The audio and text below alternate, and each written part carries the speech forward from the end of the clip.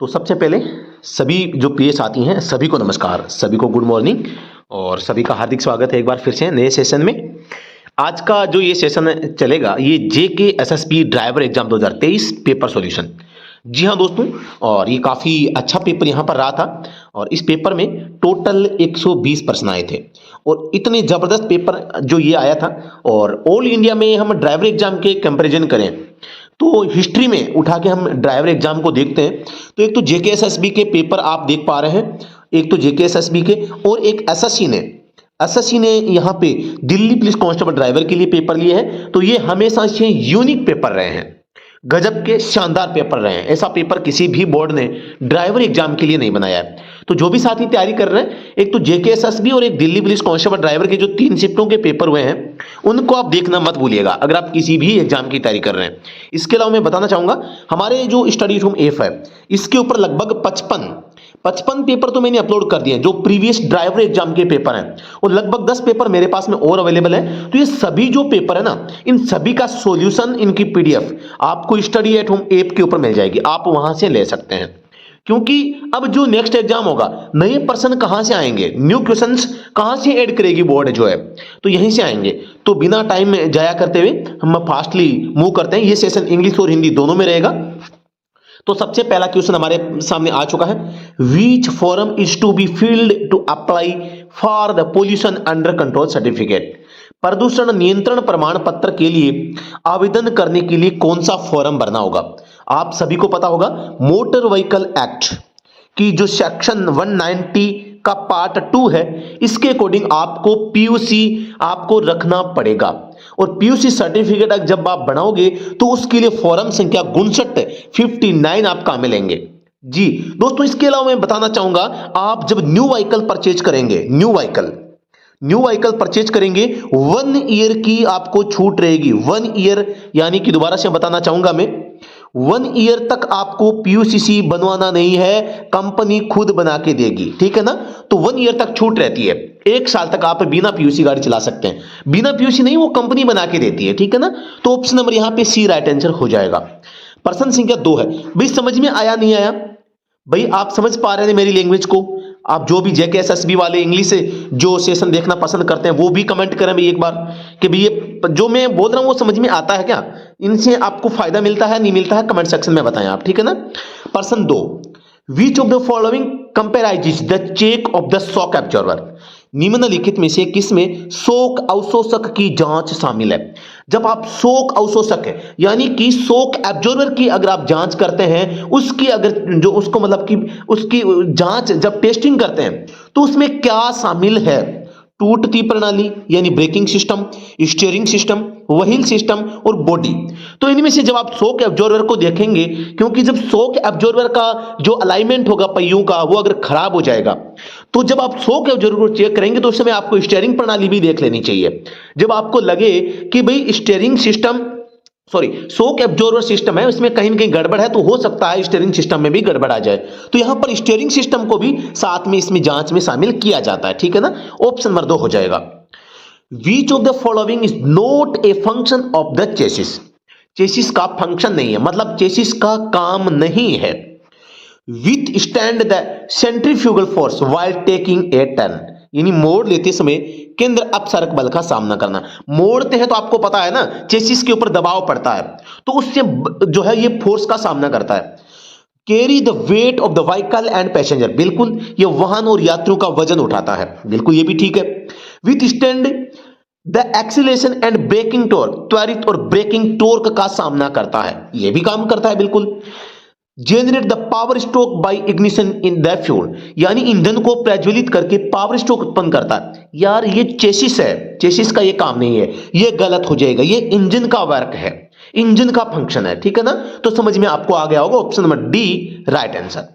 प्रश्न संख्या 4 है, the below given sign indicates which of the following. दिया गया संकेत क्या इंडिकेट कर रहा है, बैरियर अहेड, ऑप्शन नंबर 1 हो जाएगा। बिना फालतू के हम टाइम कंज्यूम यहां पे नहीं करेंगे, ये एक प्रकार का वार्निंग साइन है, ठीक है ना, वार्निंग साइन है। आप सभी को विदित होगा कि जो रोड साइन होते हैं ना, रोड साइन होते हैं रोड साइन का प्रकाशन कौन करता है? आईआरसी करती है। और आईआरसी ने यहां पर 3 प्रकार के संकेत बताए हैं। कौन कौन से? नंबर 1 यहां पे जो है मैंडेटरी साइन, मैंडेटरी। नंबर 2 यहां पे कॉशनरी। Number 3 informatory. 3 प्रकार के संकेत हैं, जिनमें से ये जो कॉशनरी साइन होते हैं त्रिभुज में, इंफॉर्मेटरी चौकोर आकृति में, और मैंडेटरी वर्ग जो सर्कल में होते हैं। ठीक है, अगले प्रश्न पे चलते हैं। Which vehicle in the below image have the right of way? नीचे दी गई छवियों में किन वाहनों को रास्ते का अधिकार होता है? तो यहां पर रास्ते का अधिकार उनको होगा जो अपनी सही पोजीशन से गाड़ी को टर्न लेंगे, है ना।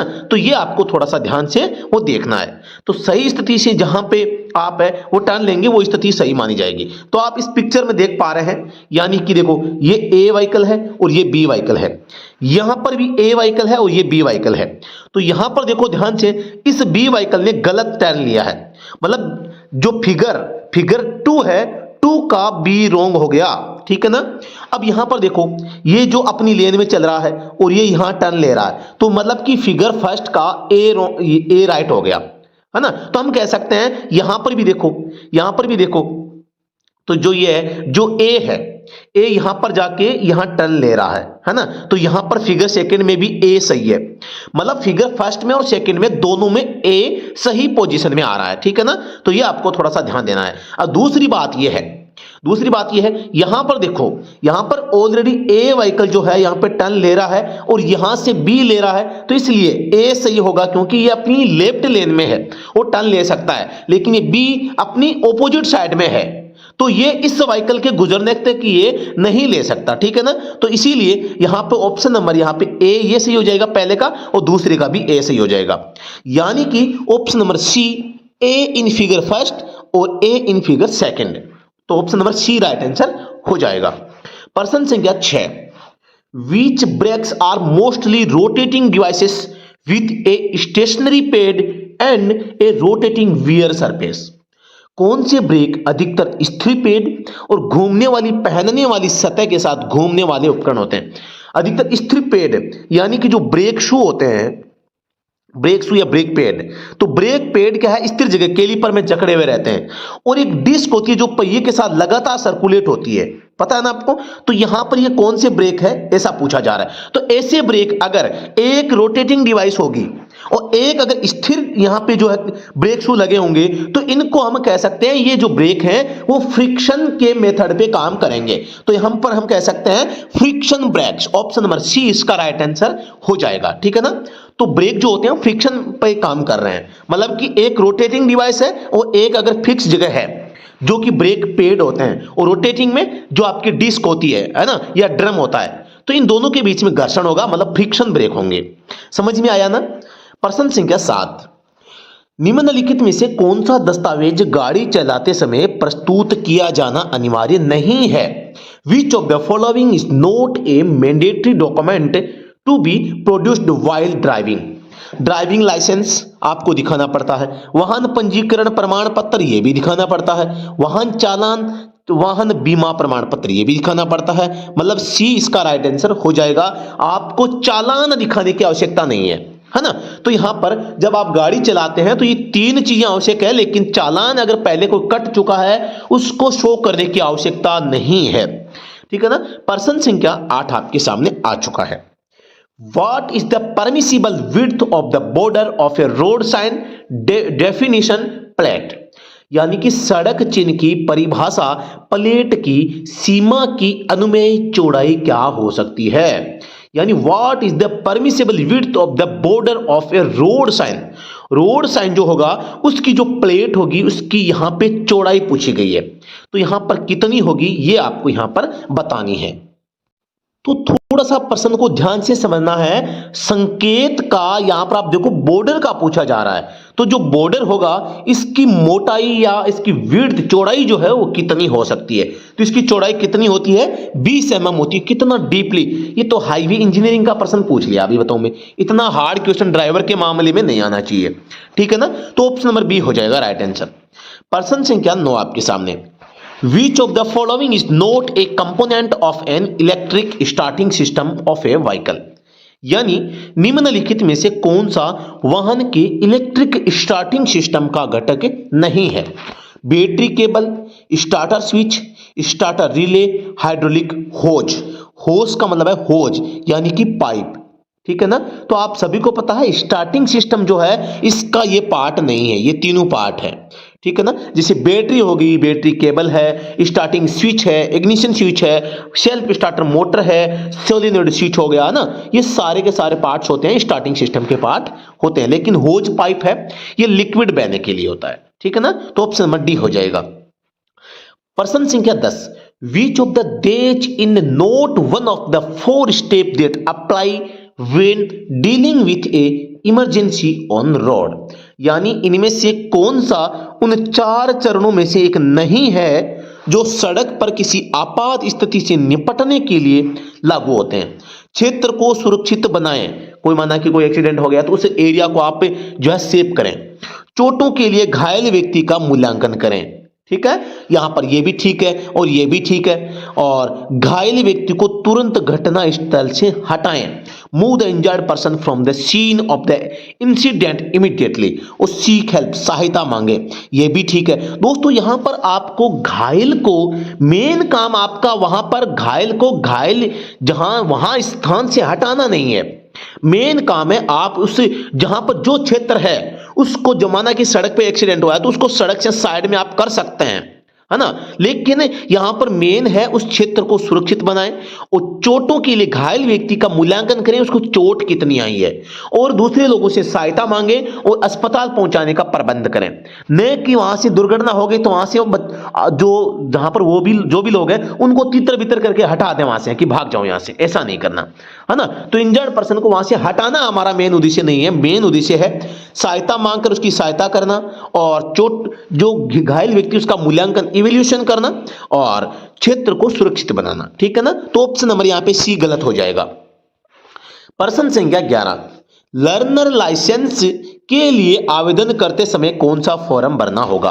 आप सभी को विदित होगा कि मोटर व्हीकल एक्ट 1988 इसमें जो लिखा गया है फॉर्म, जो धारा 10 में जो है कंटेंट ऑफ फॉर्म्स का जिक्र किया गया है। और इसमें मैं बताना चाहूंगा फॉर्म संख्या 2 जो है, फॉर्म 2 का प्रयोग यहां पर लर्निंग लाइसेंस, ड्राइविंग लाइसेंस, कोई श्रेणी ऐड करवानी हो, रिन्यू करवानी हो, तो ये सभी काम फॉर्म संख्या 2 में होते हैं। और यहां पर मैं बताना चाहूंगा, बात आई है लर्निंग लाइसेंस की, तो यहां पर अप्लाई तो फॉर्म संख्या 2 में होता है और ये इश्यू मैं बताऊं, ये इश्यू यहां पर फॉर्म संख्या 3 में होता है। अब 2 तो ऑप्शन में ही नहीं है, पता नहीं पेपर बनाते इसमें क्या लिखा है। While from needs to be filled while applying for a learner licence, तो यहां पर जो अप्लाई तो फॉर्म संख्या 2 में करते हैं, जारी करते हैं 3 में, तो लेकिन 2 नहीं है तो 3 पे टिक लगा दो भाई, है ना। तो ऑप्शन नंबर 1 हो जाएगा। समझ गए नहीं मेरी बात? ओके, समझ गए। प्रश्न संख्या 12, according to the tyre and tarmac rule what should be the ideal distance between 2 vehicle back to back.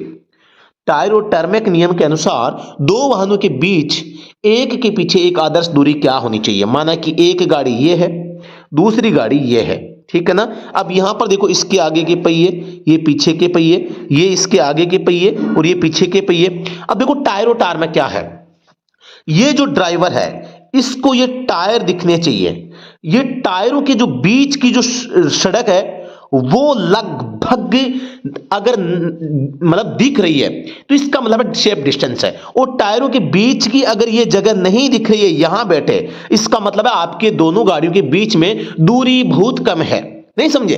मतलब नीचे से, गाड़ी के पीछे से नीचे से अगर आपको टायर दिख रहे हैं और दोनों टायरों के बीच की सड़क दिख रही है, रोड दिख रही है, तो मतलब कि पर्याप्त दूरी है। और ये दूरी जो है कम से कम 4 से 5 फीट होनी चाहिए, ठीक है ना। ऑप्शन नंबर सी इसका राइट आंसर हो जाएगा। प्रश्न संख्या 13, विच of the following is not included in vehicle insurance. निम्नलिखित में से क्या वाहन बीमा में शामिल नहीं होता।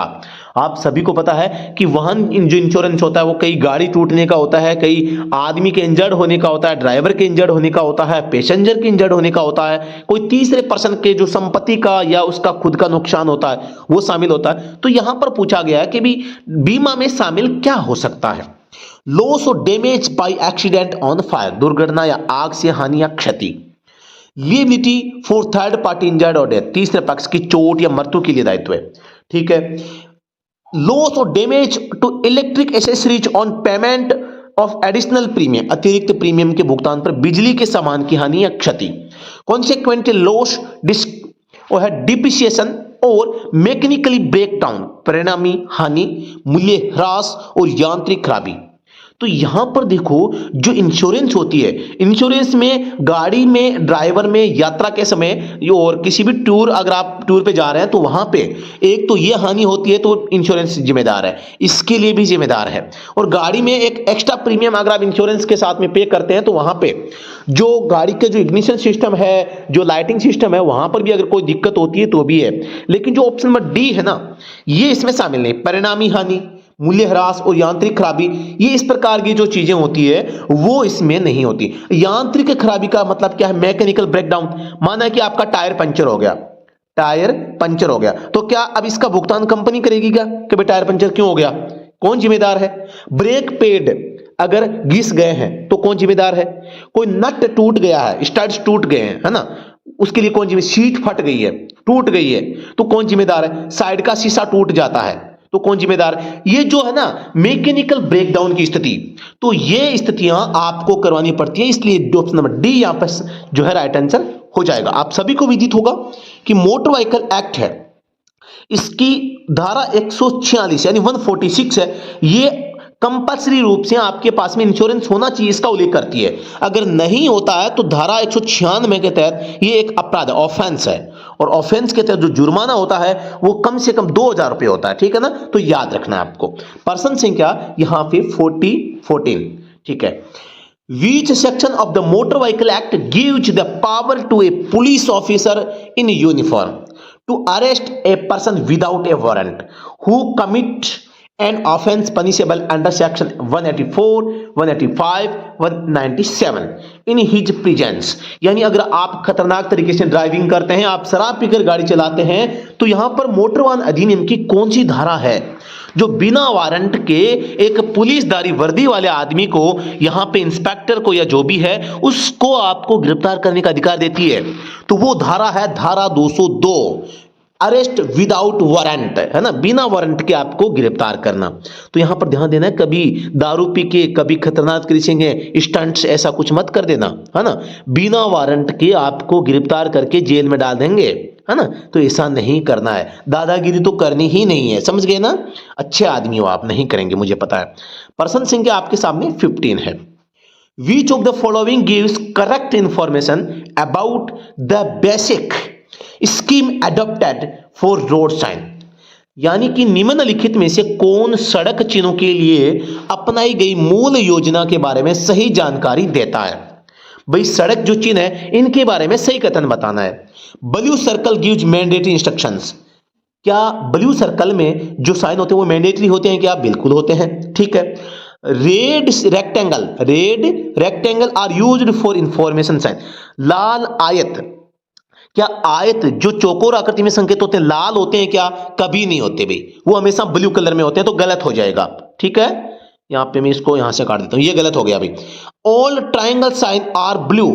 जितने भी त्रिभुज में संकेत होते हैं वो ब्लू होते हैं क्या? गलत है, सॉरी, हाँ ब्लू, तो ये भी गलत हो गया।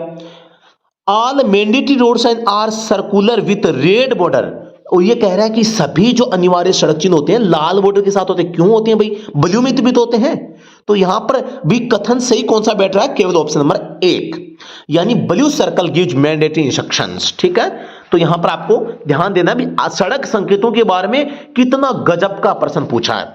जो रोड साइन है मैंने अभी आपको बताया था, आईआरसी इनके प्रकाशन का काम करता है। आईआरसी यानी कि इंडियन रोड कांग्रेस। आईआरसी की स्थापना 1934 में की गई थी। काम है रोड साइन का प्रकाशन करना। और कितना गजब का प्रश्न देखो, यहां पे रोड संकेत के बारे में पूछा गया है। ठीक है, तो यहां पर आप सभी को पता है प्रश्न ऑप्शन नंबर 1 सही हो जाएगा। क्वेश्चन नंबर 16, त्रिभुज में संकेत है, एक कार दिख रही है, बजरी उछल रही है ना, तो मतलब कि loose gravel, option number C इसका राइट आंसर हो जाएगा। Which of the following is a cautionary road sign? यानी चेतावनी सड़क चिन्ह। आपको पता है कॉशनरी जो संकेत होते हैं त्रिभुज में होता है, तो ये गलत, ये गलत, ये गलत, ऑप्शन नंबर 1 जो है राइट आंसर हो जाएगा। Which of the following is released to the atmosphere when hydrocarbons and nitrogen oxides react? जब हाइड्रोकार्बन और नाइट्रोजन ऑक्साइड प्रतिक्रिया करते हैं तो निम्न में से कौन सा वायुमंडल में उत्सर्जित होता है? हाइड्रोकार्बन और नाइट्रोजन ऑक्साइड प्रतिक्रिया करने पर, ठीक है, तो कणिका तत्व है, particulate matter, hazardous air pollutants, खतरनाक वायु प्रदूषण, ओजोन, सल्फर डाइऑक्साइड।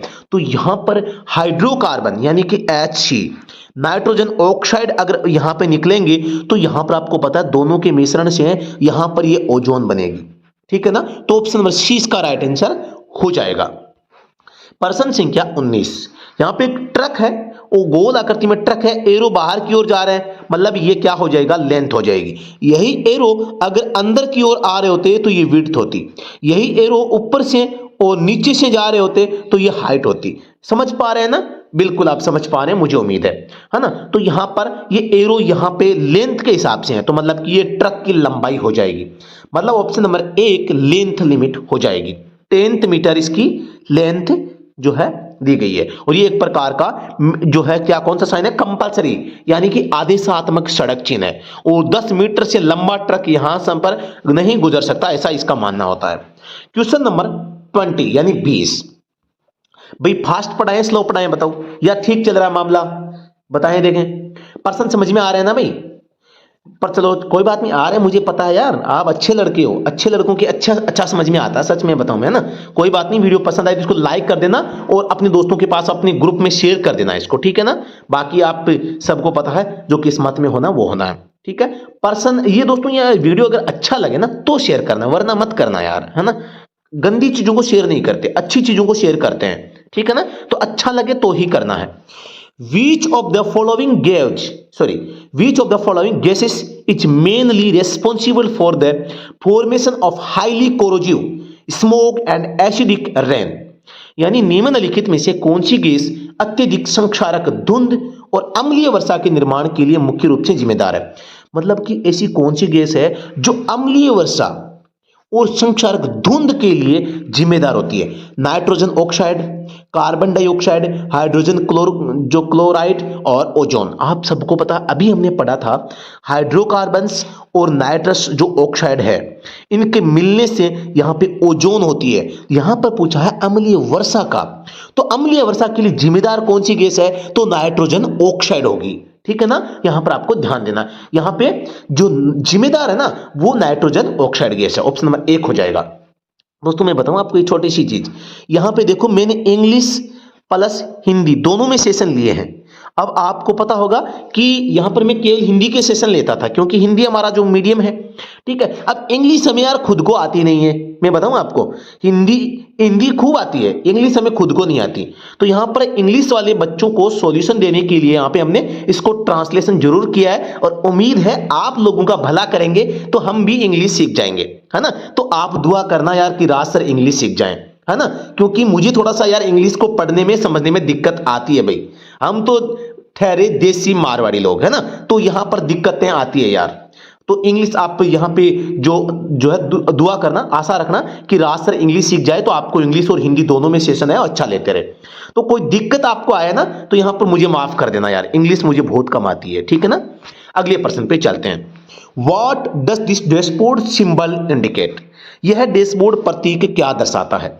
केंद्रीय संवहन, पार्किंग लैंप, इंजन शीतलक तापमान, ईंधन प्रणाली में नमी, यानी कि moisture in the fuel system, engine coolant temperature, parking lamp और सेंट्रल लुब्रिकेशन। तो आप सभी को पता है ये एक प्रकार का टेम्परेचर गेज है, TEMP, ठीक है, टेम्परेचर गेज है।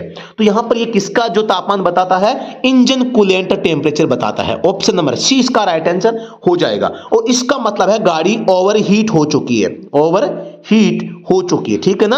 अब देखो गाड़ी ओवरहीट होने का क्या क्या रीजंस यहां पे हो सकते हैं।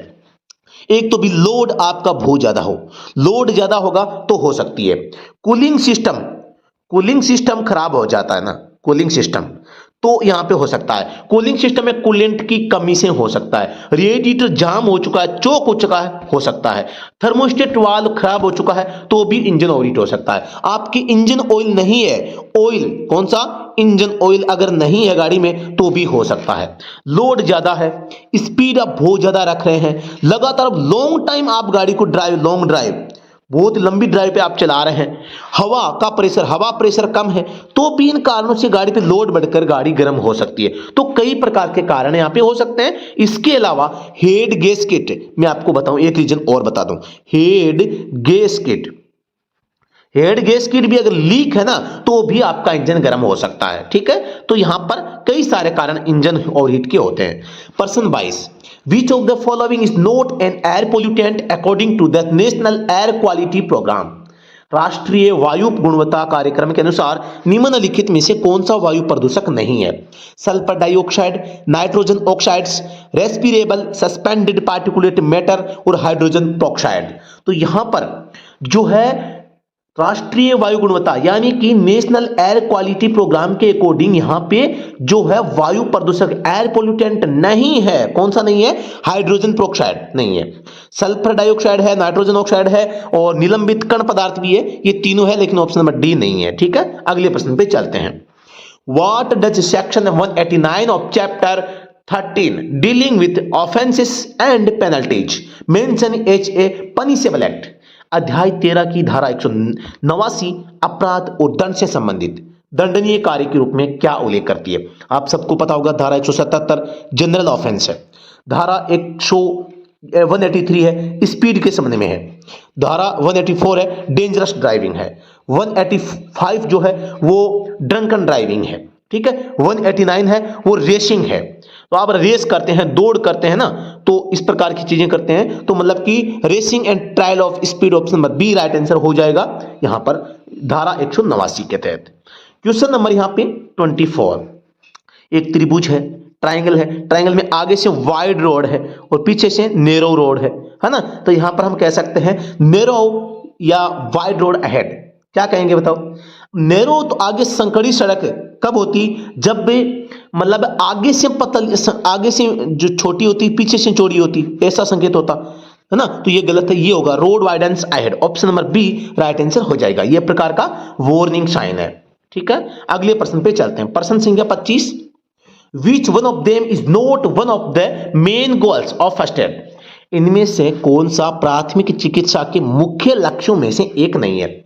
जीवन की रक्षा करना बिल्कुल ये लक्ष्य है, preserve life, prevent further illness injury, और आगे की बीमारी को रोकें कि और चोट न लग जाए, रोगी को ठीक करो, ठीक करना आपका नहीं है काम भाई, है ना, और प्रोमोट रिकवरी, पुनर्प्राप्ति को बढ़ावा देना, यानी कि जो चीज चोट लगी है उसे रिकवर होने में उसकी मदद करना, उसको बढ़ावा देना है कि अगर कोई किसी को चक्कर आ रहे हैं तो उसको पानी पुनी पिलाओ, उसको सही ढंग से बैठाओ, श्वास अवरोधक जो चीज है उनको हटाओ, है ना। तो यहां पर ऑप्शन नंबर डी भी सही हो जाएगा। Promote recovery, prevent further illness और प्रिजर्व लाइफ, ये तीनों काम कर सकते हैं, लेकिन हील द पेशेंट, रोगी को ठीक करना आपका काम नहीं है।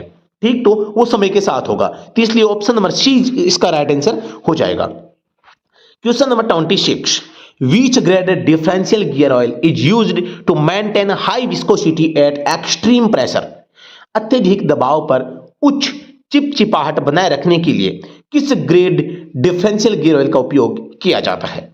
यहां पर देखो आपने SAE ग्रेड तो देखा ही होगा, लेकिन आज आप API GL ग्रेड देखेंगे, और इसमें GL ग्रेड में भी यहां पर साथियों गियर ऑयल के लिए 4 और 5 इन दो में से कोई सा भी ग्रेड है आप इस्तेमाल डिफरेंशियल में कर सकते हैं। ठीक है ना। यहां पर मैं एक चीज बताऊं आपको, डिफरेंशियल जो है एक प्रकार का गियर ही होता है, तो डिफरेंशियल भी गियर है और गियर बॉक्स भी गियर है, तो दोनों में ही लगभग यही ग्रेड का ऑयल आप इस्तेमाल कर सकते हैं। ऑप्शन नंबर 1 राइट आंसर हो जाएगा। ठीक है ना। तो अगले प्रश्न पे चलते हैं। आप अगर वैसे ना आप डिफरेंशियल में पूछे तो 85W90 या 85W140, तो यहां पर इनका इस्तेमाल कर सकते हैं। जो भी आंसर आए उनको आप टिक कर सकते हैं। Question number 27, in which sub phase of manoeuvre phase does the decision to proceed or wait have to be made. Manoeuvre को कहते हैं पैंतरेबाजी चरण, कि किस उपचरण में आगे बढ़ने या प्रतीक्षा करने का निर्णय लेना पड़ता है। आगे बढ़ने या प्रतीक्षा करने का मैन्योर, यानी सबसे पहले आप क्या करते हैं, जो जैसे रोड पे आप चल रहे हैं, चलते चलते आपको लगता है कि मुझे कुछ करना है, है ना, तो आप कुछ करने के बारे में सोचते हैं। तो सबसे पहले आप मिरर चेक करेंगे, मिरर पे चेक किया और उसके बाद आप सिग्नल देंगे। उस सिग्नल देने के बाद लास्ट फाइनली आपका काम बचता है मैन्यूअर का, यानी आप इधर उधर पेंतरेबाजी के साथ देखेंगे कि कोई अगर भाई मिरर पे और सिग्नल पे कौन विश्वास करे। लास्ट काम है आपको फिर एकदम फिजिकली वेरिफिकेशन करना कि कोई दुविधा तो नहीं आएगी। तो उस समय आपको क्या करना होता है भी, ये यस या नो का डिसीजन लेना पड़ता है कि मैं आगे गाड़ी को टर्न ले सकता हूं नहीं ले सकता। भी मिरर चेक कर लिया, सिग्नल देख लिया, फिर भी ब्लाइंड स्पॉट बचे हुए ना, तो वहां पर देखते आपको वो फिजिकली वेरिफिकेशन करना होगा गर्दन को इधर उधर करके, और वहां अगर आपका माइंड कहे कि यस तो यस है, नो है तो नो है। तो यहां पर यह पूछा जा रहा है कि भाई पेंतरेबाजी चरण के किस उपचरण में आगे बढ़ने या प्रतीक्षा करने का निर्णय लेना पड़ता है। तो ये एक अन्य स्थानों की तलाश कर, लुक फॉर ब्लाइंड स्पॉट। यहां पर आप मैन्यूअर में क्या काम करते हैं, इसको करते हैं, लुक फॉर ब्लाइंड स्पॉट। जो चीजें दिखती नहीं है उनको देखकर फिर आपको यस या नो करके आगे या रुकना का काम होता है। समझे नहीं समझे? तो ऑप्शन नंबर यहां पे सी इसका राइट आंसर हो जाएगा। यहां पर दोस्तों आपको पता है भी एक्ट का है, पोजीशन का है, वो स्पीड का है। तो दोस्तों पता होगा इसके लिए एक नियम होता है PSLA। P का मतलब पोजीशन, S का मतलब स्पीड कंट्रोल करना, और L का मतलब लुक आपको देखना। ये तीनों चीजें सही पाई गई तभी आपको एक्ट करना होता है, यानी कार्यवाही करनी होती है। तो सबसे पहला काम कौन सा होता है, P, S यानी स्पीड को कंट्रोल, L मतलब लुक, तीसरा, चौथा काम होता है एक्ट का। तो तीसरे काम में अगर बाधा आई तो फिर चौथा काम ही नहीं करना पड़ता। और यही कहा गया है कि आगे बढ़ने या प्रतीक्षा करने, भी आपको आगे बढ़ना है या अभी भी और प्रतीक्षा करनी पड़ेगी। ये काम कौन से में होगा, लुक फॉर ब्लाइंड स्पॉट यानी मैन्यूअर में, तीसरे काम में। तीसरा जो चरण है इसमें आपको ये दो में से एक को सिलेक्ट करना होता है। बस आप यार एक छोटा सा काम कर दो, आप ये तो बता दो यार, प्रश्न समझ में आ रहे हैं ना? कोई बात नहीं। प्रश्न संख्या 28, as per the Motor Vehicle Act 1988 which of the following is categorized under the power of the state government to make rules।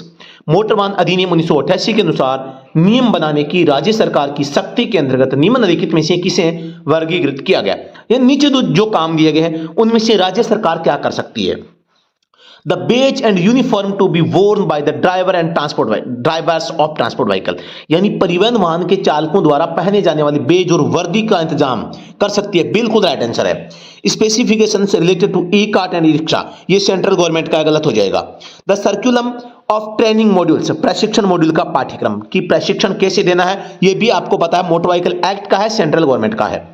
The form and manner in which a licensing authority issue a learner licence, तो learning licence किस form देंगे, कैसे और क्या देंगे, ये भी एक प्रकार का सेंट्रल गवर्नमेंट का मोटर व्हीकल एक्ट में अमेंडमेंट का जो है टॉपिक है। तो इसलिए इसमें भी स्टेट गवर्नमेंट कुछ भी नहीं कर सकती। तो यहां पर ये तीनों ही क्या है, गलत है। ऑप्शन नंबर केवल और केवल ऑप्शन नंबर 1 राइट है, ये तीनों गलत है। ठीक है ना? तो यहां पर है जो ट्रांसपोर्ट व्हीकल होंगे उनके द्वारा बेज होगा, जो वर्दी होगी, उसके लिए जो नियम है वो राज्य सरकार बना सकती है। Question number 29, when a motor car is involved in an accident then the driver must report it to the nearest police station with hours। भी कोई एक्सीडेंट हो जाए तो आप पुलिस स्टेशन में कितने समय में आपको सूचना यहां पर देनी चाहिए, तो 24 आवर्स आपको पता है इसकी होती है। और जो मोटर व्हीकल एक्ट है इसकी जो सेक्शन 134 है, एक ड्राइवर का जो है कर्तव्य होता है कि आप ये काम करेंगे। ठीक है ना? और अगर आप ये काम नहीं करते हैं तो धारा 186 लागू होती है और एक आप अपराधी माने जाते हैं, धारा 186 87। ठीक है ना? तो ये आपको याद रखना है। प्रश्न संख्या question number 30, which section of the Motor Vehicle Act 1988 defines a driving licence, यानी कि मोटर वाहन अधिनियम का ऐसी कौन सी धारा है जहां पर ड्राइविंग लाइसेंस की परिभाषा दी गई है। आप सभी को पता होगा मोटर व्हीकल एक्ट 1988 इसकी जो धारा 2 है ना, सेक्शन 2, सेक्शन 2 में परिभाषा दी गई है। पहली बात तो यह है सेक्शन 2 में सभी की परिभाषा है, लेकिन अब ड्राइविंग लाइसेंस की परिभाषा कितने नंबर पे यार, बहुत डीपली प्रश्न पूछा गया है। तो यहां पर जो ड्राइविंग लाइसेंस की जो सेक्शन है वो धारा 2 की उपधारा 10 है। ऑप्शन नंबर सी इसका राइट आंसर हो जाएगा। Which chapter of the Motor Vehicle Act deals with the rules related to the control of traffic, यानी मोटर वाहन अधिनियम का कौन सा अध्याय यातायात नियंत्रण से संबंधित नियमों से संबंधित है, मतलब ट्रैफिक कंट्रोल को लेकर कौन सा जो चैप्टर है वो जो नियम बनाता है। तो ये ट्रैफिक कंट्रोल से संबंधित, जैसे कि पहले चैप्टर में परिभाषा दी गई है है ना। और पहली परिभाषा दी गई है पहले में, दूसरे में जो ड्राइविंग लाइसेंस दिया गया है, तीसरे में यहाँ पे कंडक्टर का लाइसेंस है, और चौथे में यहाँ पे आरसी है। तो इस प्रकार से पंजीकरण से संबंधित है। इसी टाइप से जो चैप्टर आपका 8 है वो ट्रैफिक को कंट्रोल करने से संबंधित है, चैप्टर 8। प्रश्न संख्या 32, कनेक्टिंग रोड का आकार कैसा होता है? आप सबको पता है कनेक्टिंग रोड यहां पीछे से चौड़ी आगे से पतली इस प्रकार का होता है, मतलब आई शेप में होती है कह सकते हैं हम। ऑप्शन नंबर 1 इसका राइट आंसर हो जाएगा। Under which act has the penalty for drunken driving been increased from Rs 2000 to Rs 10,000? किस अधिनियम के तहत शराब पीकर गाड़ी चलाने पर जुर्माना 2,000 रुपए से 10,000 बढ़ाया गया? आप सभी को विदित होगा कि हम इसका आंसर आंख मूंद के सी करते हैं, लेकिन गलत होगा। आप सबको पता है 2019 से पहले भी शराब पीकर गाड़ी चलाने से संबंधित यहां पर एक जो नई धारा जोड़ी गई और एक नया अमेंडमेंट पहले ही कर दिया गया, एक अन्यथा करके कि भाई यहां पर जो शराब पीकर गाड़ी चलाएगा उसके लिए जुर्माना 10,000 लगेगा। और ये चीज हुई motor vehicle amendment bill 2016, motor वाहन संशोधन विधेयक 2016 के तहत। ऑप्शन नंबर डी इसका राइट आंसर हो जाएगा। तो हर चीज है वो आप ऐसा मत मानो कि 2019 में हुई है, ठीक है ना। तो ऑप्शन नंबर डी हो जाएगा राइट आंसर। प्रश्न संख्या 34, सभी को विदित है एक सीट बेल्ट नहीं लगाने का संकेत है। तो in which of the following conditions does this symbol flash on the dashboard? तो आप सभी को पता है अनफास्टेंड सेफ्टी बेल्ट, बिना बांधा गया सुरक्षा बेल्ट है, तो उसके लिए ये डैशबोर्ड पे सिंबल आता है। Which of the following is a part of the starting system of A vehicle? निम्नलिखित में से कौन सा वाहन की स्टार्टिंग सिस्टम का एक हिस्सा है? इग्निशन बटन, गाड़ी चलाते समय कमर में बांधने वाला पट्टा, विद्युत दाब नियामक और आवर्तित, alternator, voltage regulator, driver belt, तीनों गलत है। इग्निशन स्विच है वो स्टार्टिंग सिस्टम का एक पार्ट होता है, ठीक है, जो चाबी लगाते हैं जहां पर। यहां पर देखो विच of the following is a hand signal for allowing overtaking? Overtaking को अलाउ करने के लिए जो हाथ का संकेत होगा ये तो स्टॉप करने के लिए है, और ये जो है ये किसके लिए है? ये जो है आगे निकलने के लिए है। किसके लिए है? ये आगे निकलने के लिए नहीं है, ये लेफ्ट टर्न का है अभी, क्योंकि ये देखो यहां पे ये जो इंडिकेटर दे रहा है ना लेफ्ट टर्न का है, और ये राइट टर्न का है, और ये कह रहा है भी आगे निकल, ओवरटेकिंग की परमिशन दे रहा है। तो ऑप्शन नंबर डी इसका राइट आंसर हो जाएगा। Question number 37, what is the punishment for repeating drunken driving within 3 years of the first offence according to the Motor Vehicle Act 1988? Motor वाहन अधिनियम की 1988 की जो धारा 185 है, 185 है, यहां पर मैं कलर चेंज करना चाहूंगा, अभी मेरी इच्छा हो रही है। धारा 185 है, यहां पर शराब पीकर आप गाड़ी चलाते हैं तो यहां पर जुर्माने का प्रावधान करती है। यहां पर आप सबको पता होगा कि यहां पर 3 साल के भीतर अगर आप दूसरी बार अपराध कर देते हैं तो यहां पर आपको 2 साल की सजा और 15,000 रुपए का जुर्माने का प्रावधान यहां पर किया गया है, ठीक है ना। लेकिन यहां पर जो स्टेट गवर्नमेंट इसका 3,000 रुपए भी रखती है। तो यहां पर बोर्ड आंसर जो है ना, बोर्ड ने 3,000 लिखा है, लेकिन सही आंसर 15,000 होगा, ठीक है। यहां पर आपको पता होगा धारा 185, शराब पीकर गाड़ी चलाएंगे प्रथम बार में 10,000 का जुर्माना, दूसरी बार में 15,000 का जुर्माना। बोतल चूस के गाड़ी चलाओगे तो भाई यहां पे आपको पैसे देने पड़ेंगे, और प्रथम बार में यहां पर 6 माह की जेल होती है, दूसरी बार में 2 वर्ष 2 years की यहां पे जेल होती है, ठीक है। तो यहां पर ऑप्शन नंबर 1 हो जाएगा राइट आंसर। प्रश्न संख्या 38, निम्नलिखित में से कौन से 3 बुनियादी प्रकार के यातायात संकेत हैं? संकेत जो आदेश देते हैं, संकेत जो चेतावनी देते हैं, संकेत जो जानकारी देते हैं। Which of the following are 3 basic types of traffic sign? जो है गिव ऑर्डर, वार्न और इंफॉर्मेशन। ये तीनों की तीनों क्या रोड संकेत होते हैं? मैंने अभी आपको बताया था IRC है, इसने 3 संकेत दे रखे हैं, इंफॉर्मेटरी, कॉशनरी और यहां पे जो मैंडेटरी, ठीक है, तीनों संकेत दे रखे हैं। प्रश्न संख्या 39, when fuel is being filled in the car which of the activities must you not do? आपको क्या नहीं करना चाहिए जब आप फ्यूल को भरवाते हैं टंकी में? तो यहां पर स्मोक इन ए कार, ये पहला ही कारण हो गया अभी, एक तो स्मोक आपको नहीं करना। Fiddle with the lights of the car, car की लाइटें जलाओ। Sit and wait for the fuel to be filled, बैठो और ईंधन भरवाने का इंतजार करो। Stand outside the car, car के बाहर खड़े हो जाओ। बिल्कुल आप ये सारे काम कर सकते हैं, लेकिन स्मोक नहीं चलेगा अभी। ऑप्शन नंबर 1 इसका राइट आंसर हो जाएगा। Question number 40, what does chapter 9 of the Motor Vehicle act deal with? जो आपका चैप्टर 9 है वो किससे संबंधित है? ये पूछा है, ठीक है ना। तो आप सभी को विदित होगा, कुछ मामलों में गलती के बिना दायित्व मोटर वाहन अस्थायी रूप से भारत छोड़ रहे हैं या आ रहे हैं, तो ऑप्शन नंबर 20 का राइट आंसर होगा अभी मोटर व्हीकल्स टेम्परली लिविंग और विजिटिंग इंडिया। ऑप्शन नंबर 20 का राइट आंसर होगा कि जो मोटर व्हीकल एक्ट है इसका चैप्टर 9 है, इसका संबंध किससे है, जो ऑप्शन नंबर 20 से संबंधित है, ठीक है। ये पूछा गया। तो यहां पर अब 41 नंबर प्रश्न आ गया है। मैं आज यहां पर आपसे विदा चाहूंगा।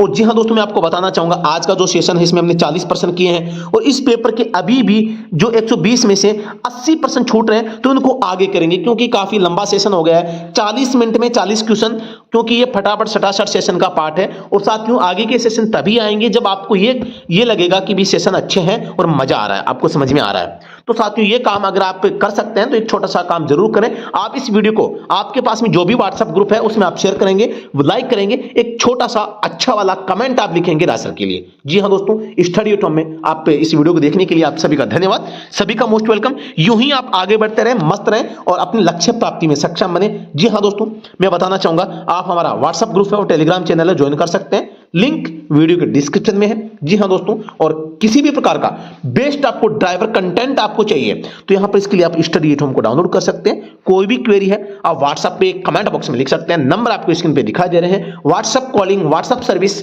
24 घंटे अवेलेबल, ठीक है। जी हां दोस्तों, नमस्कार, थैंक यू सो मच।